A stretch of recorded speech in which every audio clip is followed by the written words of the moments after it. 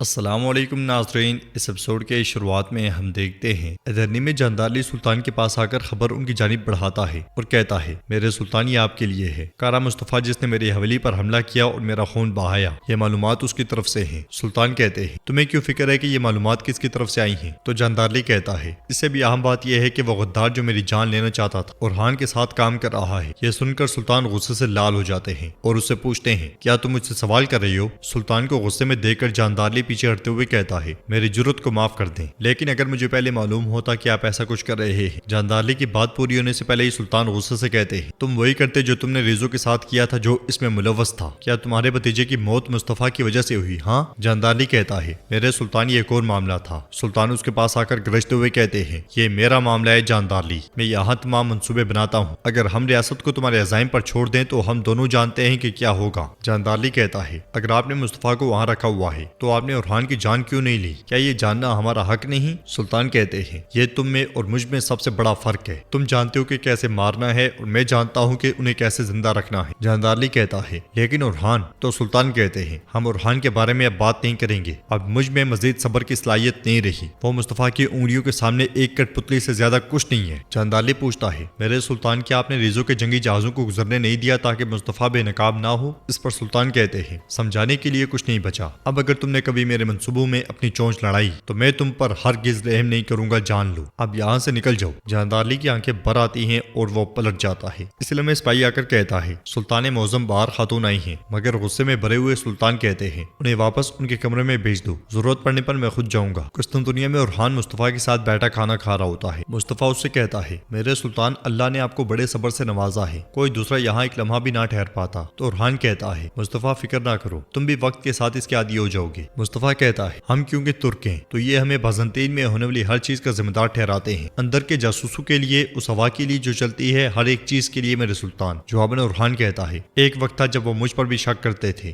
لیکن جیسے جیسے وقت گزرتا گیا انہیں احساس ہوا کہ ہمارے دشمن ایک ہی ہیں، اللہ کا شکر ہے۔ مصطفیٰ کہتا ہے کیونکہ پوپ قسطنطنیہ سے ملاقات کر رہا ہے۔ اورحان اس کی بات آگے بڑھاتے ہوئے کہتا ہے محمد کبھی بھی اس شہر کو نہیں گرا سکے گا۔ ادرنی میں سلطان بالیبے اور حمزہ سے کہتے ہیں وہ جس یونانی آگ کو دوبارہ بھڑکا سکتے ہیں وہ کبھی بھی قسطنطنیہ کے پاس نہیں ہونی چاہیے، ورنہ محاصرے کے دوران ہمارے بہت سے شہید ہوں گے۔ تو بالیبے کہتے ہیں فکر نہ کریں سلطان، اگر ضرورت پڑی تو ہم اپنے گھوڑوں کو اڑا کے وہاں پہنچ جائیں گے، قسطنطنیہ کو تو چھوڑیں، اگر شامران کے پاس بھی یہ راز ہوتا تو ہم اس سے بھی یہ لے آتے۔ یہ سن کر سلطان کہتے ہیں اعلیٰ، مجھے تمہاری وفاداری پر کوئی شک نہیں، اب آپ کی زندگی ایک دوسرے کی امانت میں ہے۔ یہ سنتے ساتھ ہی وہ دونوں چلے جاتے ہیں۔ ادھر جاندارلی جانیسری محل میں داخل ہوتا ہے اور شاہین سے پوچھتا ہے دوغان کہاں ہے؟ جواب میں شاہین کہتا ہے وہ اپنے کمرے میں ہے۔ یہ سنتے ساتھ ہی جاندارلی اس کے ساتھ چل پڑتا ہے اور آگے بڑھتے بڑھتے دوغان کے کمرے میں داخل ہوتا ہے جہاں پہ دوغان کچھ لکھ رہا ہوتا ہے۔ دوغان کے کہنے پر جاندارلی اس کے ساتھ بیٹھ جاتا ہے اور کہتا ہے ہم پرانے دوست ہیں دوغان، کیا اتنی سرد مہری اور فاصلہ کافی نہیں تھا؟ تو دوغان کہتا ہے آپ پھر سے شہد کی مکھی کی طرح بنبنا رہے ہیں پاشا، یعنی کہ آپ کے منہ میں شہد اور پیٹ میں ڈنگ ہے، کہیں جو کہنا چاہتے ہیں۔ جاندارلی کہتا ہے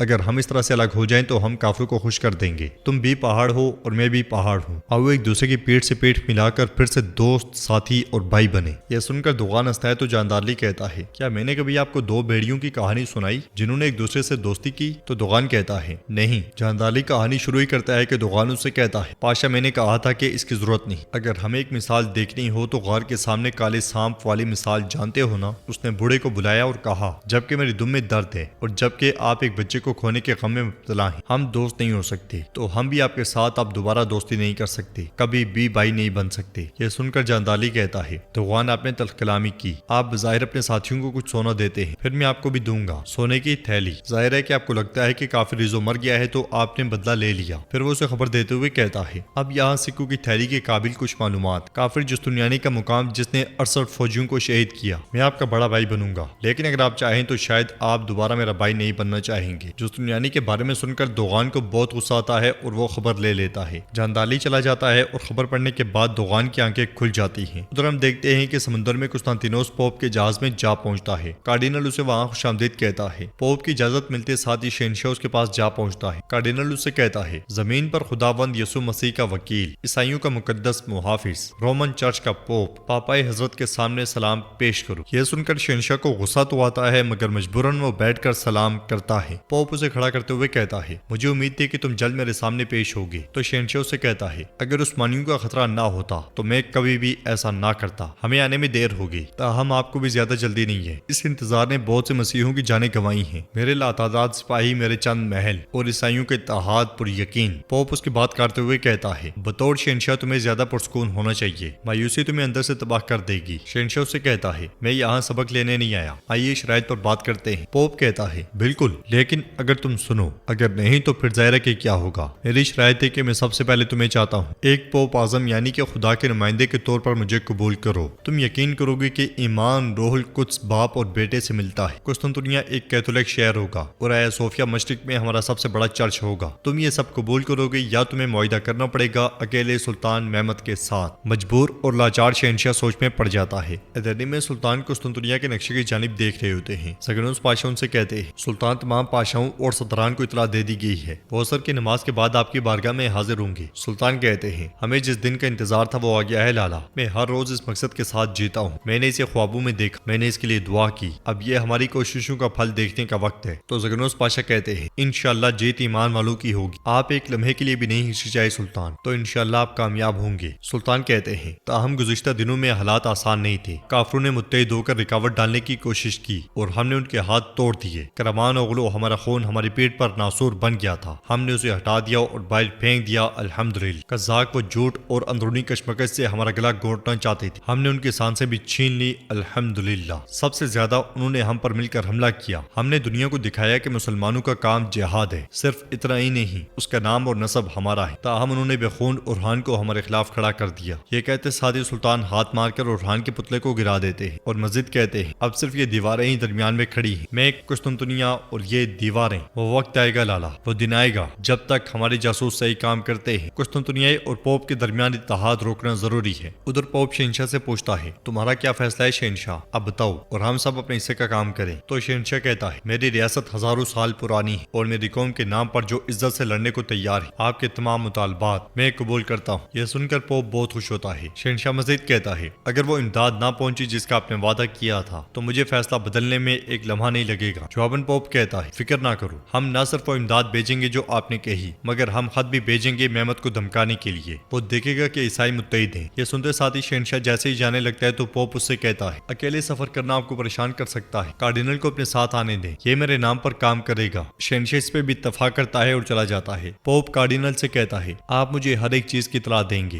میں اپنے منصوبوں میں کوئی رکاوٹ نہیں چاہتا۔ پھر تلوار اسے دیتے ہوئے کہتا ہے یہ تلوار اس کے مالک کو دے دو، ہمارا جنگجو جستنیانی صحیح کہتا تھا۔ کارڈینل کہتا ہے آپ کے فیصلے سے جستنیانی سب سے زیادہ خوش ہوگا۔ تو ناظرین اس کے ساتھ یہ ایپیسوڈ بھی اختتام پذیر ہوتی ہے۔ اگر آپ کو ویڈیو پسند آئے تو ویڈیو کو لائک کر دیں، چینل کو سبسکرائب نہیں کیا ہوا تو سبسکرائب کرنے کے ساتھ ساتھ گھنٹی کے بٹن کو دبانا مت بھولیے گا۔ انشاءاللہ ملتے ہیں نیکسٹ ویڈیو میں، تب تک کے لیے رکھیں اپنا اور اپنوں کا بہت زیادہ خیال۔ اللہ حافظ۔